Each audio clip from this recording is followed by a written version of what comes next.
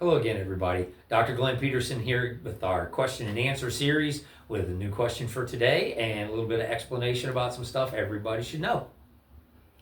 All right, so today's question is, what is your core? Core. Yes, and we hear this a lot. Most people have all heard about core strength and how core strength is important to how we move, how we function, how we keep support, and in particular, how we avoid a lot of back pain. Core is extraordinarily complex in all of its multifunctions, but we've simplified it down, unfortunately. And over the years, we hear a lot of stuff about core being right here. Core is our abs. Core is this portion of us. Unfortunately, that's a really poor explanation for our core. Core encompasses a great deal more than just this little bit of abdomen in the front. Our abs in the front are a portion of our core, but they're a very small portion of that entire structure. Core encompasses a great deal of stuff, and it's this entire area around the middle section of our body, including portions of the back, as well as the things that make that work. So to explain core, I'd like to kind of use the metaphor or the example of a can of soup at the store. You've been to the store and you buy a big can of Progresso soup, and there's a big ring that holds all that gooey stuff on the inside. All that gooey stuff on the inside creates a pressure, but for that can to be structurally solid, it must have two things, a top and a bottom. And the compression of the top and the bottom in particular are what make that ring exceedingly strong. Without the top and bottom, that can is easily smashed. With the top and the bottom on it and the contents inside, it would be very difficult to just grab and squash that can. And so the compression of top and bottom are what create that tensile strength. And the same thing occurs within our body. So we think about this ring or even the front or all these portions we've been told, but most people never talk about the top and the bottom of the can. And they're the most important.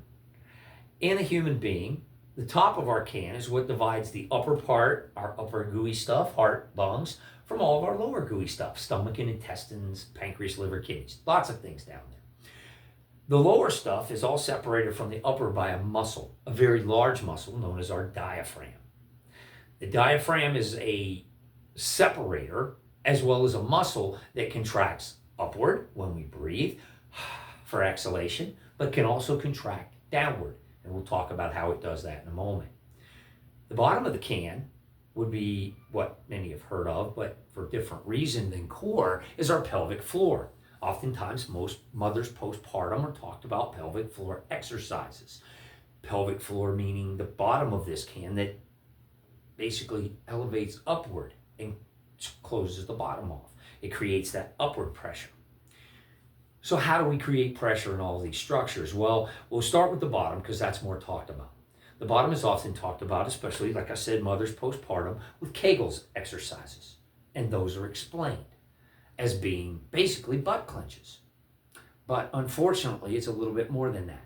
Oftentimes we talk about just squeezing the glutes together, which isn't a bad thing for glutes, but it doesn't actually activate the pelvic floor. Activating the pelvic floor is lifting the floor first and then squeezing the glutes to hold it up for a period of time while we're doing something. To do that, the best way I know to describe this, we'll get into a weird explanation, but have you ever had to go to the bathroom and there wasn't one around? How'd you walk? Right? You cinched everything up, you elevated the inside floor first, and then you squeezed your glutes together and you tried not to move too much. You tried to hold very tight. That's actual pelvic floor contraction. That's creating that upward flexion of the bottom of this can. Back to that diaphragm, the top. How do we flex that? Well, we'll go back to our bathroom example a little bit. A lot of bathroom examples today. But if I have to go to the bathroom and I've been constipated, if we've ever been constipated, how do we push? We flex the diaphragm to push, to forcibly press down on the organs in our abdominal cavity. So we press downward. Those two motions combined, where we elevate the pelvic floor and squeeze, and then press down on the upper, create a very heavy tension throughout that entire ring. Our lower back, our lateral abs, our anterior abs, all of those contract when we compress the top and the bottom together. So if I tighten all that up and compress, I'm now experiencing core tightness. That's core tension. But just like me walking around all day with my bicep flexed, this doesn't get stronger just by me walking around with it flexed. I have to add resistance. I have to add some type of something that creates movement. This is just static flexion. I want movement to create muscle growth, muscle strength. And the core works the same way.